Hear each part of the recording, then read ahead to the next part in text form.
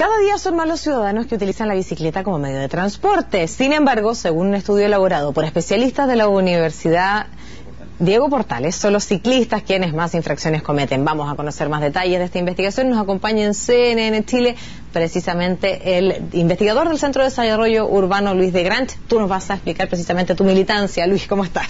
Hola, ¿qué tal? Muy buenas tardes. Tú vienes de la Universidad Diego Portales. Efectivamente, yo trabajo en la Universidad Diego Portales, pero este es un trabajo conjunto entre el Centro de Desarrollo Urbano Sustentable de la Universidad Católica y la Escuela de Ingeniería Industrial de la Universidad Diego Portales. Entonces, ambas instituciones trabajan en forma conjunta en este proyecto y este fue uno de los estudios que hemos realizado a lo largo del desarrollo de esta iniciativa. Perfecto. Importante también contar quiénes participaron de este estudio, de esta fotografía, como me decías fuera de cámara, que tomaron para también, cierto, tener la confianza en la fuente. ¿Cuáles son las principales conclusiones de esta fotografía urbana que ustedes tomaron? Bueno, efectivamente, como muy bien tú dices, nosotros lo que hacemos es capturar información. Nosotros en 4 intersecciones muy importantes de Santiago, en las que hay ciclovías o rutas de bicicletas muy utilizadas, que son, por ejemplo, Santa Rosa con Santa Isabel, Andrés Bello con el Puente del Arzobispo, Pocuro con Holanda y Pocuro con Los Leones. Nosotros estuvimos filmando durante 16 horas continuadas, ¿cierto?, a diferentes días, todos los movimientos de todos los tipos de vehículos, peatones, ciclistas, buses, camiones, taxis, motos, y nosotros posteriormente lo que hicimos fue procesar esa información de tal forma de identificar por cada tipo de vehículo e intersección cuál era el tipo de infracción que cometía. Entonces nosotros íbamos construyendo una base de datos. ¿Sí? Acá hubo alumnos tesistas que hicieron un trabajo muy riguroso. Cada hora de filmación aproximadamente requiere 2 semanas de procesamiento, porque en el fondo tú tienes que capturar. Cada hora requiere 2 semanas de procesamiento y requieres capturar el movimiento de cada individuo, vehículo, de todo.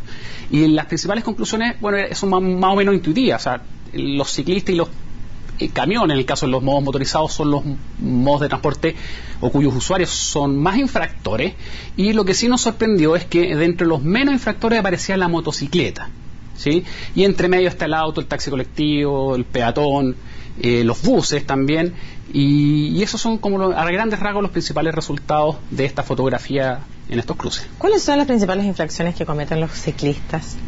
Los ciclistas cometen principalmente 2 tipos de infracciones. Una es pasarse con luz roja, sí, que ese la verdad es un factor común para todos los modos de transporte y también para el peatón. Pasarse con luz roja. ¿Incluidos los autos?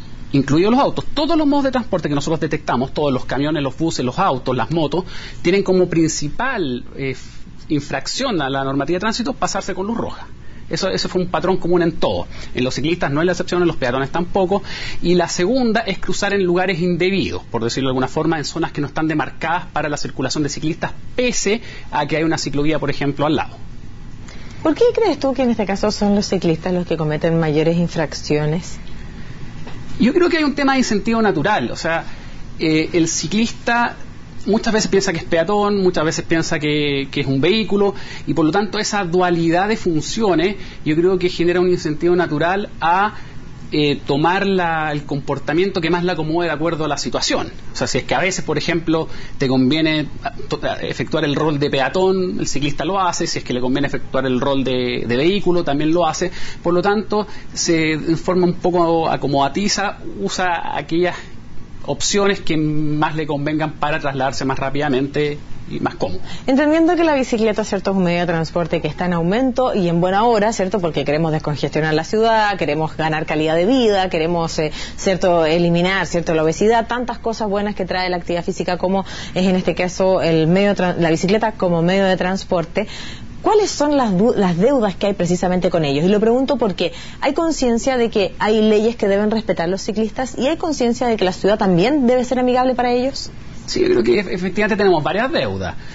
Una respecto a la normativa, yo creo que se requiere actualizar la normativa, porque en algunos casos yo creo que la normativa de vehículos que se aplica a los ciclistas es un poco excesiva, un poco exagerada, no tiene mucho sentido.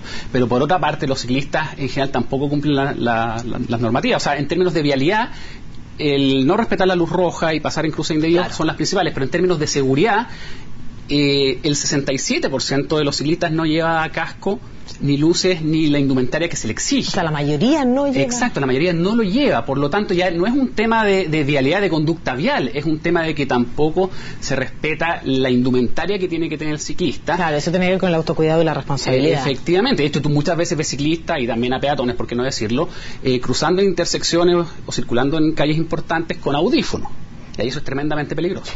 Respecto a este estudio que ustedes realizaron, porque me imagino, ¿cierto?, ahora que tú ya nos has transparentado cuál ha sido la metodología, el poder, ¿cierto?, llegar a lugares tan transitados desde distintos medios de transporte, ¿cierto?, durante algún importante espacio de tiempo, ¿entrega conclusiones que pudieran haber sido para ustedes extrañas o eran todas conductas esperadas? Algunas eran intuitivas, eran esperables, o sea, sí era predecible que los ciclistas tuvieran una proporción de infracción de tránsito mayor que otros modos. A mí me sorprendió que los camiones aparecen en segundo lugar, sí, y que la motocicleta aparece en último lugar, es decir, los motociclistas en términos porcentuales son los más respetuosos de la normativa del tránsito.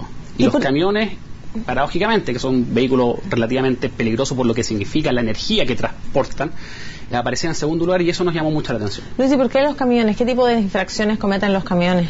Es básicamente, la primera, como te digo, en todos los casos es el rojo, y la segunda el bloqueo de cruce. Sí, y efectivamente, como tienen el vehículo más grande, la verdad es que a veces les da lo mismo y dejan bloqueado el cruce para ahorrarse un semáforo, por decirlo de alguna forma. O sea, pasan y entorpecen a los que vienen en el otro sentido. Efectivamente, esa es la segunda principal causa de infracción de los camiones.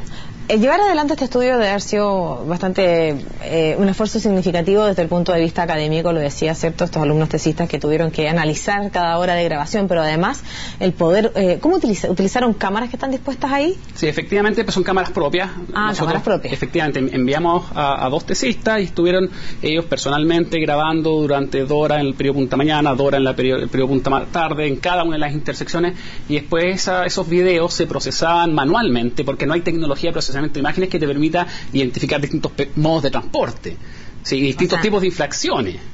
Sí, por lo tanto es un trabajo muy arduo, muy extenso, y gracias al apoyo del CEDEUS, ¿cierto?, y de la Escuela de Ingeniería Industrial de la UVP pudimos efectuarlo de manera, yo creo, exitosa. Luis, tú eres experto en estos temas, varias veces hemos conversado en CNN Chile por distintos temas que tienen que ver con lo que tú manejas.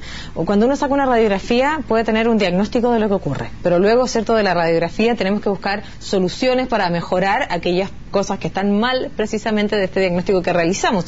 Ustedes han hecho un completo diagnóstico. Desde tu punto de vista, ¿cuáles crees tú que debieran ser las principales alternativas o campañas o decisiones que tengan que tomar para finalmente hacer de Santiago una ciudad amigable para el camionero, para el ciclista, para el peatón, para todos? Yo creo que falta un poco generar conciencia respecto a la peligrosidad que tiene usar la vialidad muchas veces. O sea, los ciclistas y los peatones están como en la parte más vulnerable de lo que es la accidentabilidad. Efectivamente, porque sus cuerpos son las carrocerías. Y por eso mismo tienen que tener doble cuidado. O sea, no tienen que preocuparse solo de lo que ellos hacen, sino también de lo que los demás vehículos hacen. Y en ese sentido yo creo que falta un poco autocrítica de parte de algunos ciclistas que creen que no les va a pasar nada. O sea, se sienten un poco dueños de la calle, a veces dueños de la vereda. Y en ese contexto tienen que percibir que ellos son mucho más frágiles que el resto y tienen las de perder frente a cualquier incidente de este tipo. Y también probablemente hay que actualizar la normativa. O sea, efectivamente hoy en día se le exige a los ciclistas comportamientos similares a los de los vehículos motorizados, cuando probablemente no siempre se justifica. Entonces yo creo que falta una discusión más seria, más rigurosa, dejando fuera las ideologías y los dogmatismos que hay en torno al uso de la bicicleta, y avanzar en forma seria para que sea un modo de transporte que realmente se aproveche las ventajas para aquellas personas que tienen la posibilidad de usarlo. Uno entiende también, ¿cierto?, los ciclistas, y a través de sus distintas organizaciones, esta lucha que llevan adelante por tener espacios en la ciudad que les permitan poder trasladarse de forma responsable a través de este medio, ¿cierto?, de transporte. Hay otras ciudades en el mundo donde la bicicleta ya está incorporada como medio de transporte, donde hay conciencia también de aquellos que utilizan este medio de transporte, donde cuando se suben a la vereda no andan en bicicleta, la llevan, ¿cierto?, desde la mano, no utilizan la bicicleta sin la indumentaria correspondiente, pero donde también la ciudad les brinda las facilidades para poder circular normalmente. ¿Hay responsabilidad de ambas partes ahí? Sí, pero ojo con eso. Las ciudades en que la bicicleta es importante en términos de proporción de mercado, como por ejemplo en Ámsterdam, Copenhague, en ciudades alemanas, son ciudades que son 10 veces más chicas que Santiago. Ámsterdam, Copenhague tienen entre 600.000 y 800.000 habitantes, ¿sí? Todas las ciudades grandes del tamaño de Santiago, por ejemplo, Londres tiene un 2% de uso de la bicicleta, París un 3%, en Santiago andamos por ahí, también en ciudades norteamericanas, Nueva York tiene un 1%. Por lo tanto, en las grandes ciudades es mucho más difícil generar las facilidades que las pequeñas ciudades tienen para la bicicleta, porque en las pequeñas ciudades además las distancias son mucho más cortas y ahí la bicicleta sí tiene mucho más sentido, pero en las grandes ciudades ya es un poco más difícil, y además Santiago es especialmente complejo porque tiene muy poca vialidad, tiene muy poco espacio. Entonces quitar pistas para las ciclovías, claro. Dime a quién le quito. Le quito a la vereda de los peatones, le quito a un corredor de transporte público, le quito a los automovilistas. Probablemente quitar los estacionamientos de superficie puede ayudar mucho, pero hay poco espacio y hay que usarlo en forma eficiente, creo yo. De todas maneras, bueno, sin duda, cierto, cómo construimos la ciudad es una discusión siempre pendiente. Luis, gracias por acompañarnos esta tarde. Encantado.